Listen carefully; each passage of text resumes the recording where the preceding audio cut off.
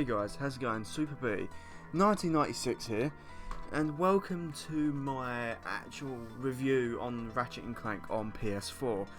Now, unlike my other reviews which I've done in the past, this one's going to be less formal, more discussion video kind of thing, mainly just because I'd much rather talk about this game in a more casual way than I would some other games. It's really weird, but so Ratchet and Clank PS4.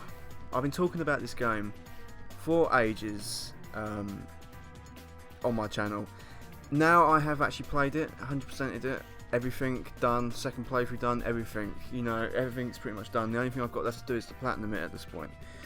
So, what did I think of Ratchet and Clank on PS4? It is good, I will admit, it is very good. It is one of the best Ratchet and Clank games.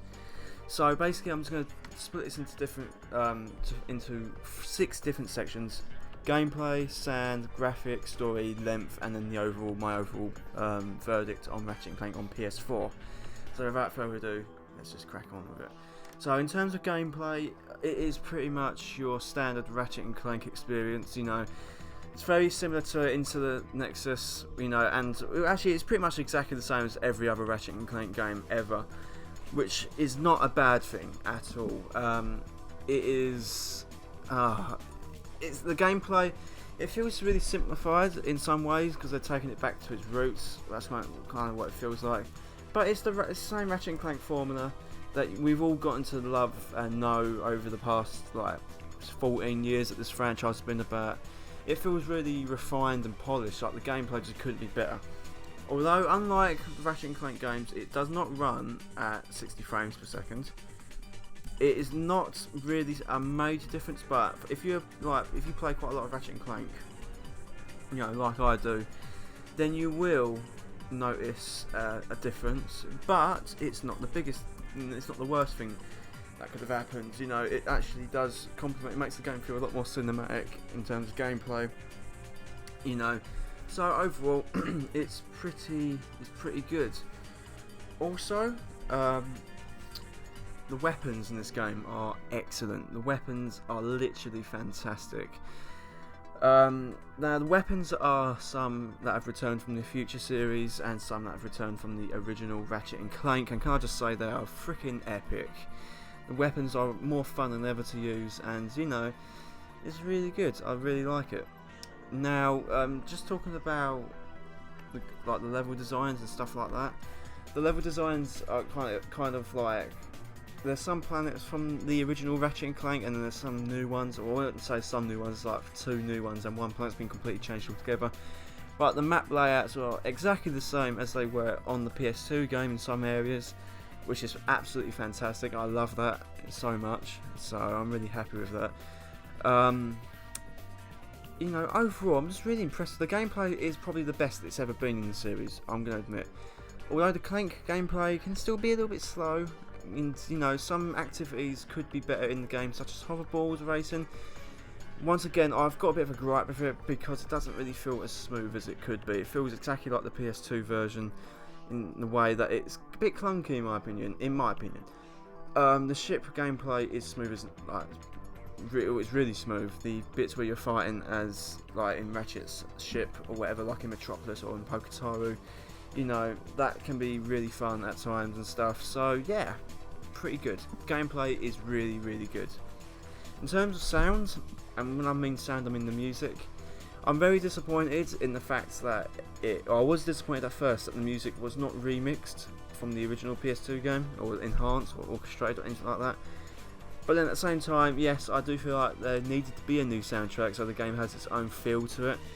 Now, the only thing about the music is that it doesn't really stand out. Now, a lot of the old Ratchet and Clank tunes from the PS2 era, and even the Future series, the tunes have always stuck out to me. This one, they really, in Ratchet and Clank PS4, they really don't, which I think is a bit of a problem. But there is a lot of music in this game. There's music for every time you enter battle on every planet and stuff like that. Some tracks like Novalis, Planet Novalis is my favourite track in the entire game. That and Blackwater City, or Planet Rilgar and Kerwan have the best soundtracks in my opinion. You know, the sound could have been better, but overall, I'm not complaining, it's still good either way.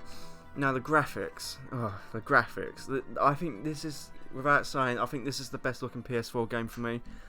Before it used to be Killzone Shadowfall, but this game looks gorgeous. Literally, I was impressed by the little touches, such as the bushes on the Valus actually looking like bushes, and the trees looking like trees and stuff. It's really weird, but the game is vibrant. It's colourful. It's nice to see all the old PS2 stuff all reimagined in glorious HDness and stuff like that.